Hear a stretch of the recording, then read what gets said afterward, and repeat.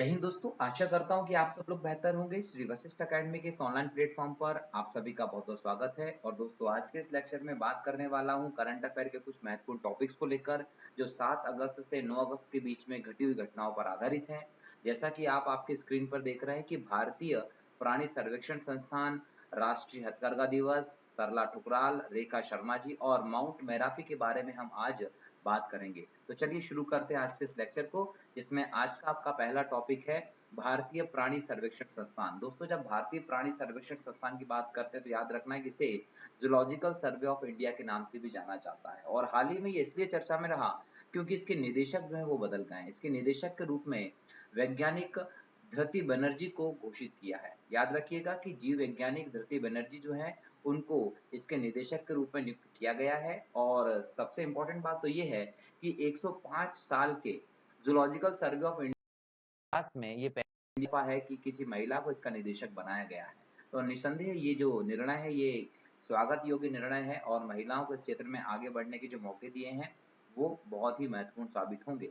यदि हम बात करें इसकी ऐतिहासिक, याद रखना है दोस्तों कि जो जूलॉजिकल सर्वे ऑफ इंडिया है इसकी स्थापना समृद्ध जीवन के विभिन्न पहलुओं के बारे में जानकारी उपलब्ध कराने के लिए, अग्रणी सर्वेक्षण के लिए, अन्वेषण के लिए, अनुसंधान करने के लिए अंग्रेजी काल में ही जब भारत में ब्रिटिश साम्राज्य था उस समय ही 1 जुलाई 1916 को की गई थी। याद रखना है कि एक ब्रिटिश काल की संस्था है जो 1 जुलाई 1916 को स्थापित की गई थी। और इसके लिए प्रयास 1875 में शुरू हो गए थे जब कलकत्ता में प्राणी विज्ञान अनुविभाग की स्थापना की गई थी। याद रखना है कि प्राणी विभाग अनुभाग जो है कहीं न कहीं वो इस समय 1875 में कलकत्ता में बनाया था। ये जो भारतीय संग्रहालय में स्थित प्राणी विज्ञान अनुभाग था, वो इस क्षेत्र में उठाया गया कोई भी पहला कदम था। और उसके बाद आपको 1 जुलाई 1916 को ये संस्थान की स्थापना दिखाई पड़ती है। यदि हम बात करें दोस्तों तो याद रखना है कि भारत सरकार का जो पर्यावरण एवं वन मंत्रालय है, उसके अधीन ये संस्थान काम करता है। ठीक है? चलिए इसके बारे में और बात करें तो याद रखना है कि जो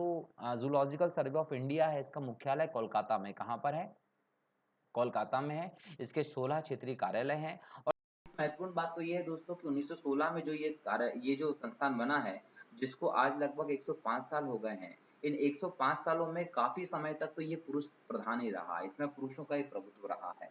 और 1949 से इसमें कहीं न कहीं महिलाओं की भर्ती को भी स्टार्ट किया गया था। और पहली बार ऐसा है इसके 105 सालों के इतिहास में कि किसी महिला को इसके निदेशक के तौर पर चुना गया है। ठीक है? चलिए आगे बात करते हैं अगले टॉपिक की। अगला टॉपिक है आपका राष्ट्रीय हथकरघा दिवस। दोस्तों, हथकरघा दिवस की जब बात करते हैं तो याद रखना है कि 7वां राष्ट्रीय हथकरघा दिवस जो है वो 7 अगस्त 2021 को मनाया गया है। अब इसको जो मनाया गया इसका उद्देश्य क्या है तो याद रखिएगा कि ये जो दिवस है इसका उद्देश्य इम्पोर्टेंट तो ये है कि हथकरघा उद्योग जो है इसको लेकर जागरूकता फैलाई जाए। टीवी के माध्यम से, रेडियो के माध्यम से, सोशल मीडिया की जितनी भी सोशल साइट्स है उसके माध्यम से, है ना? इसके बाद आपके न्यूज़पेपर के माध्यम से कोशिश की जाती है कि आम जनता के बीच में हथकरघा को लेकर जागरूकता फैलाई जाए। इसके बाद सामाजिक और आर्थिक विकास में इसके योगदान को बताया जाता है कि भाई कितना इम्पोर्टेंट है सामाजिक विकास के लिए, आर्थिक विकास के लिए हथकरघा। साथ ही साथ इसका एक और उद्देश्य है कि हथकरघा की जो भारतीय विरासत है उसकी भी रक्षा की जाए। हथकरघा उद्योग जो है भारत में नया नहीं है, ये प्राचीन काल से चला आ रहा है और प्राचीन काल से निरंतर इसमें कुछ न कुछ प्रगति हम लोगों को देखने को मिल रही है। तो प्राचीन काल से चली आ रही इस व्यवस्था को बनाए रखने के लिए, इसकी रक्षा करने के लिए भी हथकरघा दिवस जो है वो इम्पोर्टेंट माना जाता है। साथ ही साथ हथकरघा जो होता है इस पर बुनकरों और श्रमिकों की एक बहुत बड़ी जनसंख्या निर्भर करती है। यदि हम इसको लेकर जागरूकता फैलाएँगे तो लोग इस प्रकार की वस्तुओं को खरीदने के लिए लायक होंगे और कहीं न कहीं मोटिवेट होंगे कि इस प्रकार की वस्तुओं को खरीदें। जब वो इस प्रकार की वस्तुओं को खरीदेंगे तो मार्केट में इस प्रकार की वस्तुओं की माँग बढ़ेगी और जब इस प्रकार की वस्तु की माँग बढ़ेगी तो फिर ये लोग इसका उत्पादन भी बढ़ाएँगे। जब इन वस्तुओं का उत्पादन बढ़ाया जाएगा तो कहीं न कहीं जो बुनकर हैं, जो श्रमिक हैं, उनको अधिक अवसर मिलेंगे रोज़गार के। ठीक है? चलिए, अब बात करते हैं कि भाई 7 अगस्त को ये हथकरघा दिवस क्यों मनाते हैं? दोस्तों, तो इसके लिए ऐतिहासिक पृष्ठभूमि में जाना पड़ेगा।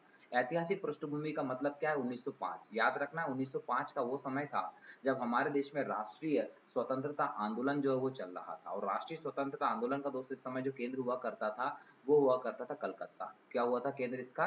तो याद रखना है कि राष्ट्रीय आंदोलन का जो केंद्र था, वो कलकत्ता हुआ करता था। अब कलकत्ता तो राष्ट्रीय आंदोलन का केंद्र था ही, और हिंदू मुस्लिम एकता के साथ हम आंदोलन को यहाँ पर देखते हैं, तो अंग्रेजों ने एक योजना बनाई थी। अंग्रेजों की योजना ये थी कि अगर हम राष्ट्रीय आंदोलन को शांत करना चाहते हैं, भारतीयों के आंदोलन को तोड़ना चाहते हैं, तो इसको एक काम करिए कि इसको इनकी शक्ति को विभाजित कर दीजिए और शक्ति को विभाजित करने के लिए क्या करना पड़ेगा, इनको सांप्रदायिक आधार पर विभाजित करना पड़ेगा। तो इन्होंने बोला कि जो बंगाल है, उसको 2 भाग में बाँट दो।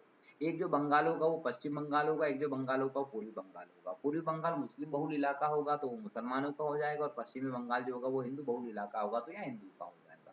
तो धर्म के आधार पर बंगाल का विभाजन करने की योजना बनाई, जिसको इन्होंने 16 अक्टूबर 1905 को अंजाम दिया था, ठीक है? और ये करने वाला व्यक्ति कौन था? लॉर्ड कर्जन था, जिसने 1905 में बंगाल विभाजन का निर्णय किया।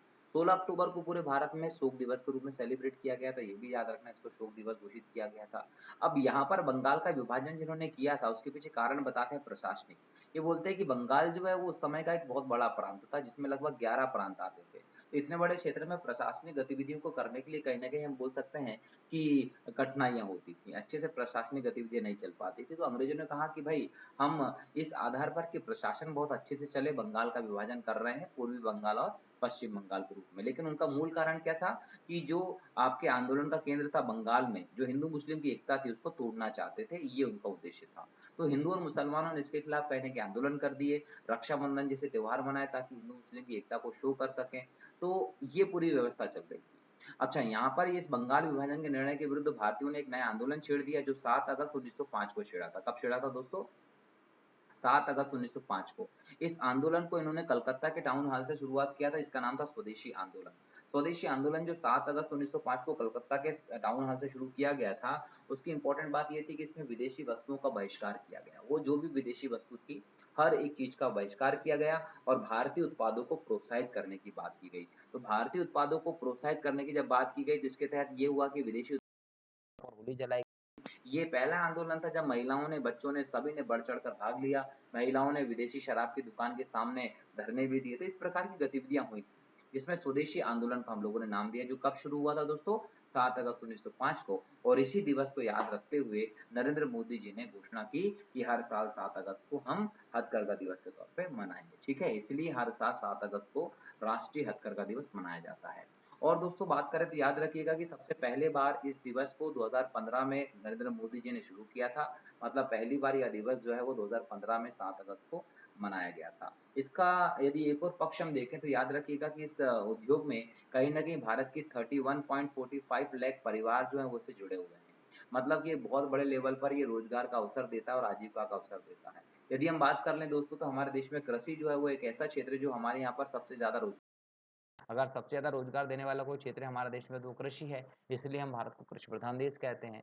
कृषि की यदि हम बात कर लेते हैं दोस्तों तो याद रखिएगा कृषि के बाद कपड़ा उद्योग और हथकरघा उद्योग ही ऐसा है, जो दूसरे नंबर पर सबसे ज़्यादा रोज़गार उपलब्ध करवाता है। इसीलिए कहीं न कहीं हमारे लिए ये दिवस और भी ज़्यादा इम्पोर्टेंट हो जाता है, आपको याद रखना है। क्लियर? चलिए। और आगे बढ़ते हैं तो आता है सरला ठुकराल। दोस्तों अभी हाल ही में आपने गूगल का डूडल देखा था। ये गूगल जब इस प्रकार से पिक्चर लगाता है तो इसको बोलते हैं डूडल। तो यहाँ पर एक इस प्रकार से जो चित्र लगाया गया था, ये चित्र लगाने का मतलब केवल ये था कि ये कहीं न कहीं बोल सकते हैं कि सरला ठुकराल जी को याद करते हुए, उनकी जयंती के अवसर पर उनको समर्पित करते हुए डूडल गूगल ने बनाया था। अब यहाँ पर देखिए कि भई यहाँ पर विमान उड़ाने वाली महिला जो है उसका इस प्रकार से डूडल बनाने का क्या मतलब था? तो याद रखिएगा कि विमान उड़ाने वाली पहली भारतीय महिला जो थी वो थी सरला ठुकराल। हमारे देश में विमान उड़ाने वाली पहली भारतीय महिला कौन थी? सरला ठुकराल थी, जिनका जन्म 8 अगस्त 1914 को दिल्ली में हुआ था। कहाँ हुआ था? 1914 को दिल्ली में हुआ था, ब्रिटिश भारत में। अब सोचिए 8 अगस्त को ये पैदा हुई थी, इनका जन्म हुआ था, तो इनकी जयंती के अवसर पर डूडल ने ये बोलते गूगल ने ये डूडल मनाया है। कौन सी जयंती थी दोस्तों? 107वीं जयंती थी। इसके अवसर पर उनको श्रद्धांजलि बोल सकते हैं कि देते हुए गूगल ने अपना डूडल जो है वो उनको लेकर बनाया है। क्लियर? चलिए। अच्छा, ये पैदा कहाँ हुई थी? दिल्ली में हुई थी, लेकिन बाद में कहाँ चली गई थी दोस्तों? ये पाकिस्तान के लाहौर में चली गई थी। क्लियर? अच्छा, ये एक भारतीय पायलट थी, डिजाइनर थी और उद्यमी थी। मतलब ये इनके पास बहुत सारी चीजें क्वालिटीज थी। 21 वर्ष की उम्र में एक पारंपरिक साड़ी पहने हुए, याद रखिए 21 वर्ष की उम्र में एक पारंपरिक साड़ी पहने हुए इन्होंने पहली उड़ान भर दी। मतलब साड़ी पहन के उड़ान भर ली थी। यदि हम आज की बात करते हैं, पहले की बात करते हैं तो दोनों में बहुत अंतर हो जाता है। पारंपरिक साड़ी पहनकर इन्होंने विमान से उड़ान भरी थी। क्लियर? और इसके साथ ही उन्होंने इतिहास रच दिया था।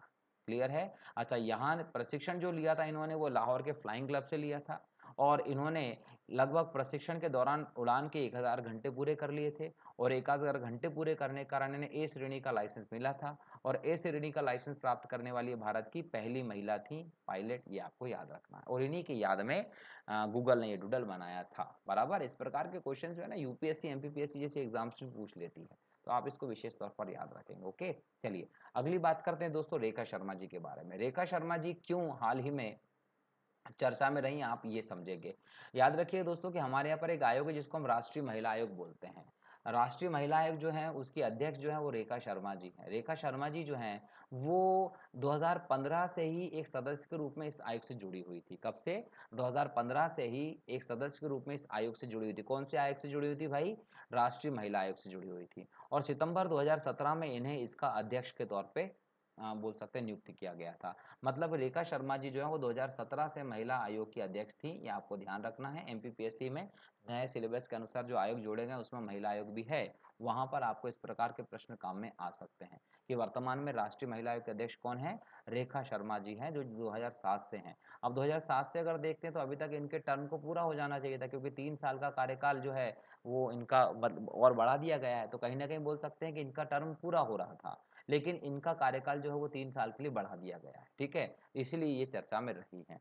अब यहाँ पर हम महिला आयोग की बात कर लें दोस्तों, तो याद रखिएगा कि महिला आयोग जो है वो 1992 में गठित किया गया था और राष्ट्रीय महिला आयोग अधिनियम 1990 के तहत ये गठित किया गया था। मतलब एक सांविधिक निकाय है, ये एक विधिक कानूनी तौर पर इसको हम देख रहे हैं कि संसद ने कानून पास करके इस आयोग को बनाया है। तो याद रखिएगा 2 प्रकार से क्वेश्चन पूछेगा एग्जाम में। एक क्वेश्चन पूछेगा कि राष्ट्रीय महिला आयोग अधिनियम कब पास हुआ था, तो आप बोलेंगे 1990 में। और फिर पूछा जाएगा कि राष्ट्रीय महिला आयोग का गठन कब किया गया था, तो आप बोलेंगे 1992 में। ठीक है। अच्छा, इस आयोग के उद्देश्य क्या थे यदि हम इसकी बात कर लें तो याद रखिएगा कि महिलाओं को संवैधानिक और कानूनी सुरक्षा प्रदान करने के लिए, इसके अलावा इन्होंने बोला है कि भाई ऐसे सुझाव सिफारिश करेगी, शिकायतों का निवारण करेगी तथा महिलाओं को प्रभावित करने वाले सभी नीतिगत मामलों में सरकार को सलाह देने का काम भी कौन करेगी? महिला आयोग के जो है सदस्य और अध्यक्ष वो करेंगे। और आपने देखा होगा कि इंटरनेशनल लेवल पर और नेशनल लेवल पर जो भी इंस्टीट्यूशंस काम करते हैं उसमें इसके सदस्य जो होते हैं वो जनरली भाग लेते हैं। अच्छा, जब इसकी हम संरचना की बात करते हैं तो दोस्तों याद रखना कि आयोग में केंद्र सरकार के द्वारा नियुक्त एक अध्यक्ष होता है।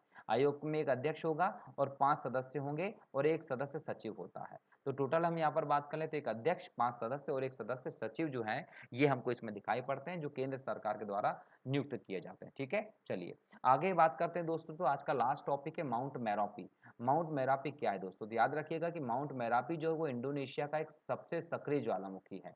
सबसे सक्रिय ज्वालामुखी का नाम क्या है? माउंट मेरापी ज्वालामुखी। दोस्तों ज्वालामुखी की जब हम बात करते हैं तो याद रखिएगा कि धरती से जब किसी एक छिद्र या दरार में से लावा जो है वो निकलकर धरती पर प्रकट होता है तो उस पूरी प्रक्रिया को हम किस नाम से जानते हैं? उस पूरी प्रक्रिया को हम बोलते हैं ज्वालामुखी की प्रक्रिया। तो ज्वालामुखी की जो प्रक्रिया है इसके तहत ज्वालामुखी बनते हैं। और ज्वालामुखी कितने प्रकार के होते हैं? 3 प्रकार के ज्वालामुखी होते हैं। कितने प्रकार के होते हैं? 3 प्रकार के। एक ज्वालामुखी होता है दोस्तों सक्रिय ज्वालामुखी, एक ज्वालामुखी होता है सुसुप्त ज्वालामुखी और एक ज्वालामुखी होता है शांत ज्वालामुखी। यहाँ पर शांत ज्वालामुखी की बात कर लूँ तो इसको मैं मृत ज्वालामुखी भी बोल सकता हूँ, जो अब कभी भी फटने वाला नहीं। मतलब वैज्ञानिकों ने इस बात की घोषणा कर दी है कि इस प्रकार का ज्वालामुखी अब निकट भविष्य में कभी भी फटेगा नहीं। मतलब इसके फटने की सारी संभावनाओं को खत्म कर दिया गया है। ठीक है। सुसुप्त ज्वालामुखी ऐसा होता है जो कुछ समय के पश्चात फटता है, मतलब कि फटने की संभावनाएं बनी रहती हैं, वो एक सुसुप्त ज्वालामुखी होता है। और सक्रिय ज्वालामुखी एक ऐसा ज्वालामुखी होता है जो निरंतर फटता रहता है। सक्रिय ज्वालामुखी का आपको यदि एग्जांपल बताऊं तो याद रखिएगा इटली का स्ट्राम्बोली ज्वालामुखी जो है वो एक सक्रिय ज्वालामुखी है, ये आपको याद रखना है। ठीक है। इसको हम भूमध्य सागर का प्रकाश स्तंभ भी कहते हैं, क्योंकि ये वहां पर बहुत ज्यादा लगातार फटता है और पूरे आकाश को प्रकाशित भी करता है। लेकिन यहाँ बात करें माउंट मेरोपी की, तो आप ये तो समझ गए ज्वालामुखी क्या होता है और कितने प्रकार का होता है। तो माउंट मेरोपी जो है वो कहाँ का ज्वालामुखी है? तो याद रखिएगा इंडोनेशिया का ज्वालामुखी है और ये सबसे सक्रिय ज्वालामुखी इंडोनेशिया का, जो कितने, याद रखिएगा कि 2968 मीटर की ऊंचाई पर है ज्वालामुखी और ये घनी आबादी वाले द्वीप पर है। कहाँ? जावा। और उसके प्राचीन शहर जिसका नाम है याग्याकार्टा।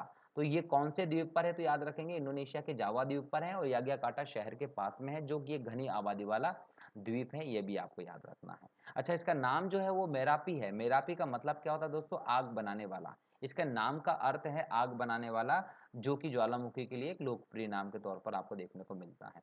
अब इंपॉर्टेंट चीज ये है कि यहाँ पर ज्वालामुखी क्यों है, तो दोस्तों याद रखना है कि जो द्वीप है, जो जावा और इसका हम याग्याकार्टा शहर की बात कर रहे हैं, ये रिंग ऑफ फायर पर स्थित है। रिंग ऑफ फायर के पास में अवस्थित है, जिसके कारण कोने पे है, तो यहाँ पर ज्वालामुखी की घटना निरंतर होती रहती है, भूकंप की घटना निरंतर होती रहती है। अब आप पूछेंगे कि रिंग ऑफ फायर क्या, अग्निवलय क्या है, तो याद रखिएगा कि रिंग ऑफ फायर जो प्रशांत महासागर के चारों ओर का एक क्षेत्र है, जहाँ पर प्लेट विवर्तनिकी की क्रियाएं आपस में होती है। यहाँ पर क्या होती है, दो प्लेटें जो उनके किनारे मिलते हैं, एक तरफ प्रशांत महासागर का किनारा और इस प्रकार से, तो ये जो प्लेट्स हैं ये आपस में मूव करती हैं, खसकती हैं, टकराती हैं, मेल्ट होती हैं, जिसके कारण ज्वालामुखी की क्रियाएं, भूकंप की क्रियाएं यहाँ पर ज्यादा होती हैं। इसलिए इस पूरी पेटी को हम रिंग ऑफ फायर, अग्निवलय के नाम से जानते हैं। ठीक है दोस्तों, उम्मीद करता हूं कि आप लोगों को ये सारा चीजें समझ में आई होगी। अगर समझ में आ रहा है प्रॉपर तरीके से, तो याद रखिए कि निस्संदेह यहाँ से आपको एग्जाम में क्वेश्चन देखने को मिलेंगे। इस चैनल को सब्सक्राइब कीजिए, बेल आइकन पर क्लिक कीजिए और अपने दोस्तों के साथ इस वीडियो को शेयर कीजिए, ताकि ज़्यादा से ज़्यादा लोग इसको देख सकें। ओके, चलिए मिलते हैं अगले लेक्चर में अगले कुछ इंपॉर्टेंट करंट अफेयर के टॉपिक्स के साथ। तब तक के लिए जय हिंद, जय भारत, वंदे मातरम। धन्यवाद दोस्तों।